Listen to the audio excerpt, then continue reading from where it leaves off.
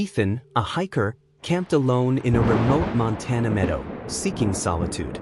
At 2 a.m., the air was cold, his campfire flickering weakly. The meadow was silent, no wind or animals, just his breathing. His lantern flickered, and a low moan echoed from the trees, like a man in pain. Ethan checked, finding nothing, but his tense shadow moved, as if someone stood inside.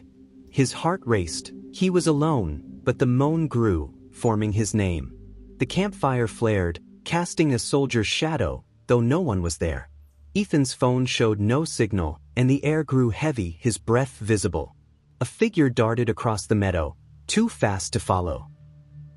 Ethan found a rusted dog tag by the campfire, engraved with Corporal Amos Reed, 1918. The moans became whispers saying, "Stay with us." The tent's zipper moved, opening slightly. Ethan's lantern died, and the campfire flared, revealing carvings in the dirt, names and dates from World War I. The air grew colder, frost forming on his jacket, and the shadow on the tent grew larger, holding a bayonet. Ethan backed away, but the ground felt soft, pulling at his boots. The whispers chanted, "Join the fight." A soldier's figure appeared by the fire, his face skeletal, eyes glowing red. Ethan's flashlight flickered, showing more shadows on the trees, all soldiers. Ethan ran for his car, but the meadow seemed to stretch, the tent reappearing. The soldier's figure stood inside, his voice rasping, "You're one of us." Other figures emerged, soldiers, their uniforms torn, faces decayed, holding weapons. The whispers became a march, boots stomping in rhythm. Ethan's flashlight burned the soldier's form, making him flicker, but the others closed in, their hands freezing. The campfire flared, forming a ring of flames, trapping him. Ethan saw flashes of a battle, soldiers dying in the meadow, their spirits trapped. The ground pulsed, pulling him down, and the soldier's bayonet gleamed, aimed at him. Ethan swung his flashlight, scattering the figures, but the march grew louder. The meadow warped, the trees forming a cage. The soldier's form grew larger, his eyes black voids, chanting, "Fight forever." The other soldiers grabbed Ethan, their hands cold, pulling him toward the fire. Ethan's flashlight dimmed, and the flames formed a figure, mimicking the soldier's movements. The air grew thick, smelling of gunpowder, and the soldier's voice roared, "Stay." Ethan saw flashes of other campers, their faces in the flames.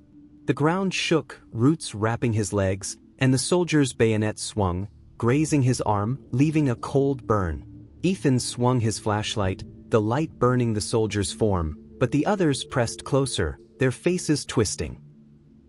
Ethan tore free, abandoning his gear, which sank into the soft ground, backpack, lantern, knife, all swallowed up. The soldier's form appeared ahead, his bayonet swinging slowly. Ethan's flashlight flickered, revealing more carvings, names of soldiers from 1918. The air grew colder, frost forming on his clothes, and the soldier whispered, "You belong here."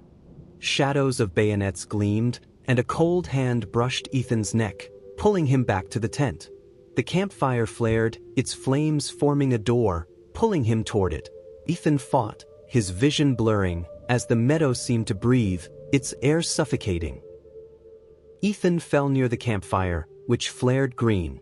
The soldier loomed, his face half-decayed, revealing he was part of a training camp burned in 1918, their spirits trapped by a curse. He begged Ethan to stay, saying the meadow needed souls.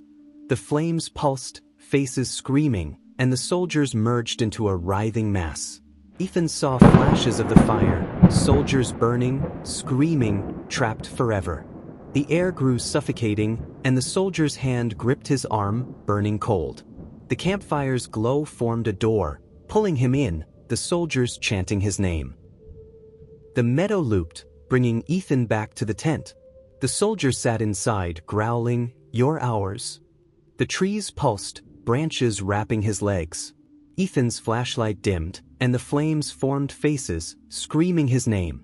The ground shook, pulling him down, and the soldiers closed in, their bayonets raised. Ethan saw flashes of other campers, their faces in the flames. The air grew thick, and the soldiers' laughter echoed, his form flickering between the tent and the fire. Ethan fought, swinging the flashlight, but the soldiers' hands froze his skin, their faces twisting into grotesque masks. The campfire erupted, forming a wall of flames that blocked escape. The soldier's form towered, his bayonet swinging, grazing Ethan's arm, leaving a cold burn. The soldiers chanted, "Fight forever," their faces twisting. Ethan's vision blurred, his body heavy, as the meadow seemed to breathe, its ground pulsing. He threw a rock, which passed through the soldier, but his flashlight's light burned him, making him shriek. The flame wall grew, and the soldiers climbed the trees, their hands reaching from above. Ethan screamed, fighting to stay upright, the flames closing in. Ethan yanked free, grabbing a burning stick from the campfire. He waved it, the flames disrupting the soldier's form, scattering the others. The flame wall faltered, and the ground steadied, the faces fading. Ethan swung his flashlight, its light burning the soldier's form, making him scream louder. The meadow groaned, the trees shaking as if in pain. He ran, the fire and light keeping the soldiers at bay. The soldier's form flickered violently, his voice a roar. "You can't leave!" Ethan reached his car, which started, dawn's light seeping through, weakening the soldier's grip. As dawn's light flooded the meadow, the soldier's form dissolved, the march silenced. Ethan sped away in his car, the meadow vanishing behind him. The dog tag remained in his pocket, burned with the name Amos Reed. At a diner, a local mentioned a World War I training camp burned in the meadow, its soldiers haunting campers. Ethan never camped again, but he hears marching in his dreams, calling him back, the dog tag's weight lingering in his mind. Thank you for watching. If you enjoyed this story, don't forget to hit that subscribe button so you can stay updated with more amazing stories coming your way. Join our community and never miss an adventure.